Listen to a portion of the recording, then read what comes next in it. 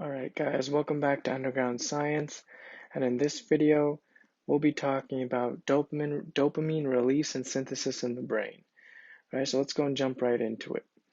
So here I drew a picture of our central nervous system and a little bit of our peripheral nervous system, but we're just going to be focusing on the brain stem and the hypothalamus today. Alright, so hopefully this is going to be a quick and simple video. So let's go and get started. Alright, so let's focus on particular area in the brainstem. It's actually the first part of our brainstem. It's going to be called the mesencephalon. Alright, so our midbrain. So let's go and label that out. So this colored part, about an estimate, is going to be called our mesencephalon, and our mesencephalon is also called the midbrain. Okay, because it's the first part of our brain stem. All right, and we have this particular area in our mesencephalon called the ventral tegmental area. All right, so let's say right here is our ventral tegmental area. And in this ventral tegmental area, we have many nuclei. All right, so that's not a good color because I can't see it. How about orange? Nope, that's not orange. There you go. All right, so we have nuclei, right? Many soma or cell bodies in our ventral tegmental area in our mesencephalon that will actually have axons. These neurons will project these axons deep through the white matter of the cerebrum, and we're actually going to see that these axons terminate or synapse in the cerebral cortex. All right, and when they synapse in our cerebral cortex, as we know from our basic structure of our neuron video, that when we synapse in our cerebral cortex, we actually, because it's a synapse and we have vesicles in our synapse, right? Neurosynapse that releases neurotransmitters, and right now we're talking about dopamine, all right? So we're going to have dopamine release in the cerebral cortex thanks to our dopaminergic neurons in our ventral tegmental area and our mesencephalon, all right? So let's go and write that down. We have dopamine release in our cerebral cortex, all right? So that's pretty much the overview for our ventral tegmental area, but we have another important structure in our mesencephalon, right? That's going to be called the substantia nigra. All right, so let's go and look at that. So let's clear that for a second. Let's go and redraw our mesencephalon. All right, and we're going to go and label this as our midbrain, right? Because our mesencephalon is our midbrain. So midbrain, and it's part of our brainstem. Remember, it's the first part of our brainstem, and we're going to have another area in our mesencephalon called the substantia nigra. It's going to be near our ventral tegmental area, right? So ventral tegmental area is about right there, let's say, in our, so let's go and label this as our substantia nigra, all right? Substantia nigra. And the substantia nigra is actually going to extend. It also will have many nuclei, many somas or cell bodies in the substantia nigra, right, in itself. And what it's going to do is that these neurons are also going to project their axons out, but not particularly on the cerebral cortex, but onto another cool gray matter basal ganglia structure. All right, so let's just draw two here for now. And this basal ganglia structure, right, gray matter, it's going to be deep in the cerebrum, and it's going to be called the striatum. All right, so green's not a good color because we already represented green for something. Let's do purple, I guess. So this is going to be called the striatum. All right, and our striatum, guys, is our basal ganglia. Right? So this is a basal ganglia, gray matter deep inside our cerebrum, and our basal ganglia pretty much also helps us coordinate and sharpen muscle movements like our cerebellum helps us with. All right, so coordinate slash sharpen muscular movements. All right, muscular movements. Let's go and finish writing this out real quick. All right, sorry about this random dot here. All right, so that's our basal ganglia, and it's called the striatum. All right, so once again, our nuclei originate in our substantia nigra, project their axons out into a deep gray matter structure. It's a basal ganglia called the striatum. All right, and again, we're going to synapse. Our vesicles are going to release dopamine, all right, into our striatum.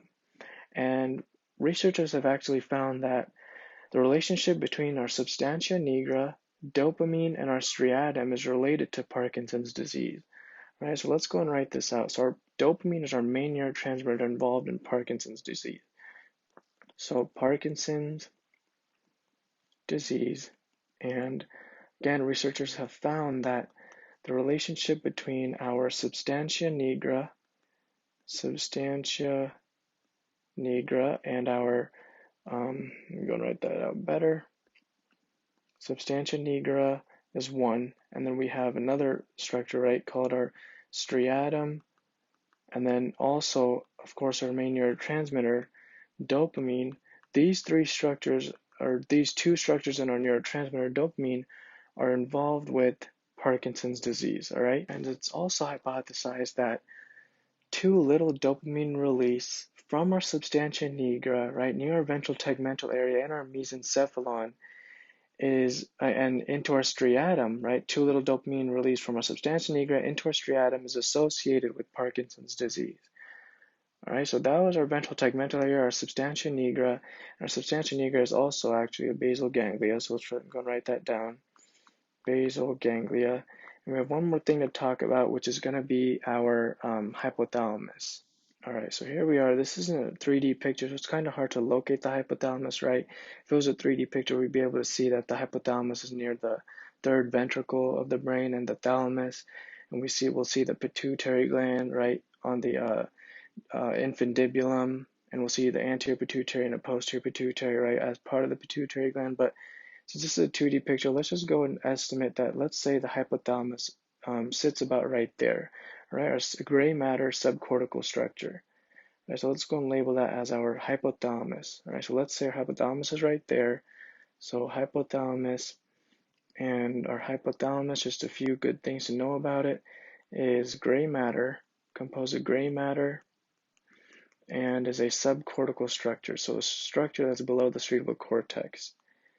All right, subcortical structure. Okay, so our hypothalamus will also have nuclei, all right, for our central nervous system. We'll also have nuclei that are cell bodies of our neurons that are about to project their axons out, and these neurons will actually, or these dopaminergic neurons in specific, right, in particular, actually project their axons out onto a structure called the anterior pituitary. So let me go and draw the posterior pituitary. Let's say it's about right there, and our anterior pituitary, let's say, is about right there. So let's go and label that as our anterior pituitary, right? And our pituitary gland is our master endocrine gland, control of our hormones throughout the body, right? So anterior pituitary gland in our brain in particular, right? So we're going to have axons projecting from these somas of our nuclei in our hypothalamus. And again, let me go and draw it specifically because it's synapses on our anterior pituitary, right? And it said that the dopamine molecules released from these dopaminergic neurons in our hypothalamus will actually reach the anterior pituitary. And once the anterior pituitary, then these dopamine neurotransmitters actually will control and regulate the release of prolactin from the anterior pituitary gland. All right, guys, so let's go and write that down. So we said that dopamine, right, will regulate dopamine release from the hypothalamus, right, thanks to our dopaminergic neurons in our hypothalamus, and our subcortical structure will regulate the amount of prolactin released from our anterior pituitary. So what I'm going to do is draw an arrow up back like this from our anterior pituitary gland. All right, and it actually has an inverse relationship. So what I mean by that is as dopamine release increases from the hypothalamus and into the anterior pituitary gland, right, the amount of prolactin secreted from the anterior pituitary gland decreases. So it's kind of, you could think of it as an inverse relationship, right? So as I'm just going to say, as dopamine increases, right? As dopamine increases, we have a decrease in prolactin secretion or release from our anterior pituitary gland.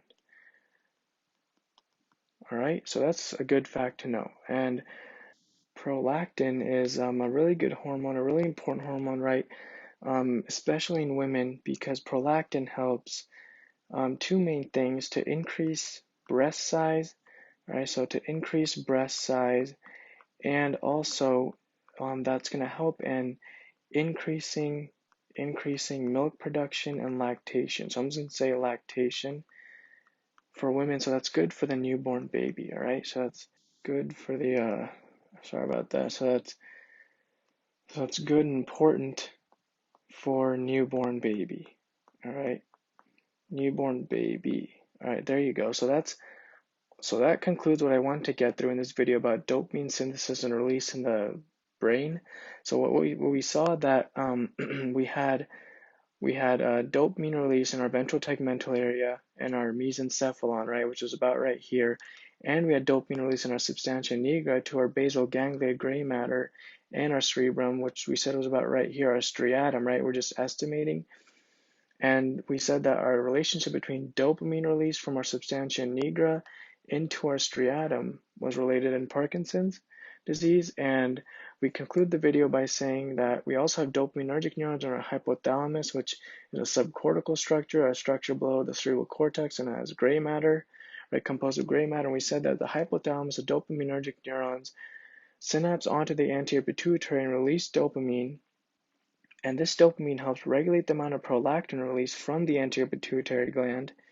And we said that prolactin was important in increasing breast size in women and increasing lactation. And there is small amounts of prolactin in men also, just a good fact to know. And we said the increase in lactation was good for the newborn baby. And we also said that dopamine and prolactin has an inverse relationship. So as dopamine secretion increases, right, from our dopaminergic neurons, our prolactin release or secretion from our anterior pituitary gland decreases. All right, so that's it for this video. I really hope to see you guys in my future videos where I'll talk about more cool topics about biochem, physics, and chem. And so see you guys later, and make sure to stay safe.